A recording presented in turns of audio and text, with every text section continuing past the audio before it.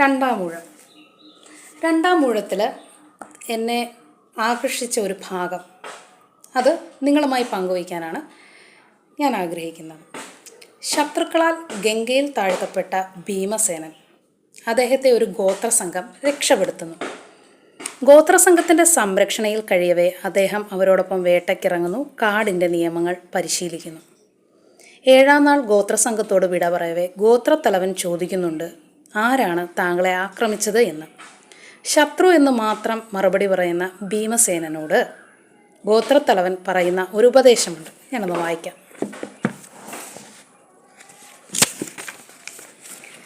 ശത്രുവിനോട് ദയ കാട്ടരുത്. ദയയിൽ നിന്നും കൂടുതൽ കരുത്ത് നേടിയ ശത്രു വീണ്ടും നേരിടുമ്പോൾ അജേയനാവും. അതാണ് ഞങ്ങളുടെ നിയമം. മൃഗത്തെ വിട്ടുകളയാം, മനുഷ്യന് രണ്ടാമതൊരവസരം കൊടുക്കരുത്.